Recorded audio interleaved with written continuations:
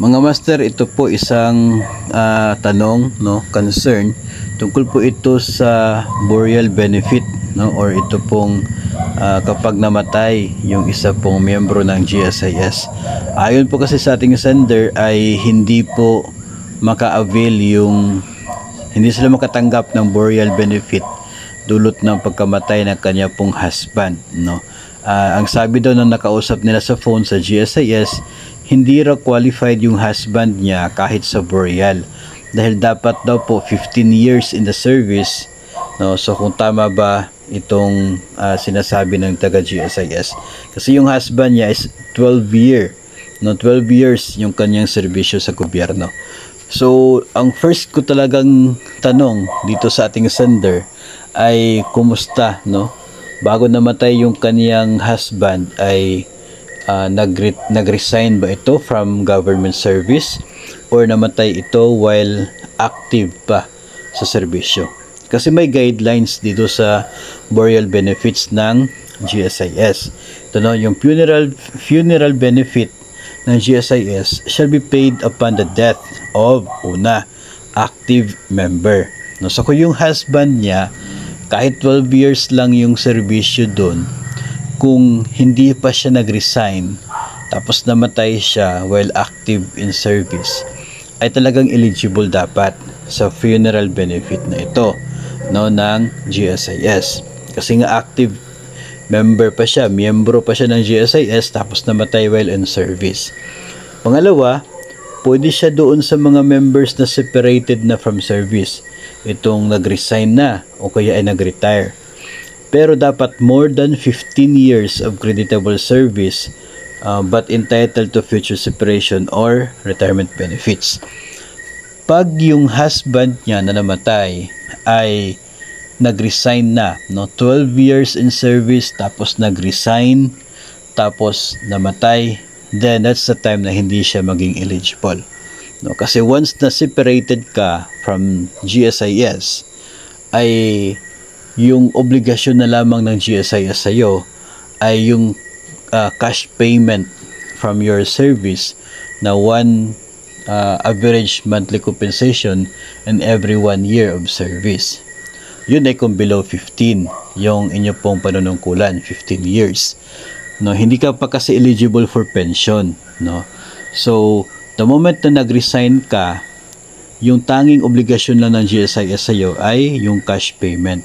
Then you are already separated from service. You are no longer a member of GSIS, no? So kaya hindi sila eligible for funeral benefit kung below 15 yung serbisyo tapos nag-resign tapos namatay.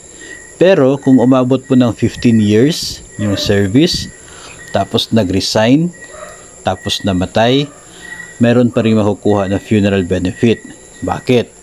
Kasi umabot ka ng 15 years na requirement for pension. Ibig sabihin, kahit po ikaw ay nag-resign na, si GSIS ay meron pang future obligation sa inyo kasi nga by the time na mag-edad ka ng 60, si GSIS is obliged to give you a monthly pension. So hindi pa tapos yung relasyon ninyo ni GSIS kahit nag-resign ka after more than 15 years in service. So kaya pag namatay yung miyembro na nakapag-resign na pero sumobra sa 15 years yung kanyang serbisyo, ay bibigyan pa rin ng funeral benefit. At pangatlo, ito pong old age or disability pensioner. So sila po yung mga tumatanggap na ng pension from GSIS. Pwedeng dulot ng pag-retire o kaya ay dahil sila ay nagkaroon ng permanent disability, no. Kaya sila ay bahagi na ng dito po sa disability pensioners ng GSIS. Of course, sila ay may kasalukuyang relasyon with GSIS, may obligasyon si GSIS sa kanila ngayon dahil sila ay mga pensioners.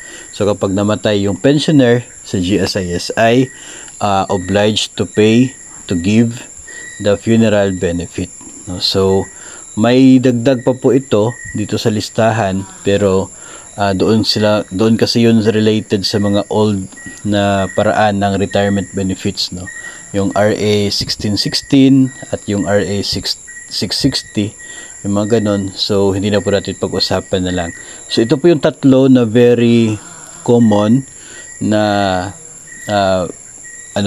na guidelines or requirements para sa funeral benefit ng GSIS. Dapat active member yung namatay, pwedeng separated na pero dapat kapag-serve ng at least 15 years o kaya ay isang pensioner, no. So yun po yung mga basic na requirements, no. So sa case ng ating sender, nangyari pala ay nakapag-serve nga ng 12 years pero nakapag-resign, no, nag-resign siya. So in that case, kapag namatay si member ay wala po itong funeral benefit, no? So ganun po yung sinasaad ng guidelines sa benepisyong ito para sa mga natitirang miyembro ng pamilya, no. So dapat po nating malaman yan nang sa ganun po ay hindi po tayo magtataka in the future if ever bakit naging hindi eligible sa naturang benepisyo, no, if ever po na mangyayari man po yon, no. So at least kung may mga kakilala po tayo na ganun po related doon yung kanila pong situation, ay pwede rin po natin maibahagi sa kanila na ganito kasi yung guidelines, ganito kasi yung sinasabi na requirements, kaya hindi sila naging eligible. So sana po ay may napulot po kayong impormasyon at natutunan mula sa episode na ito.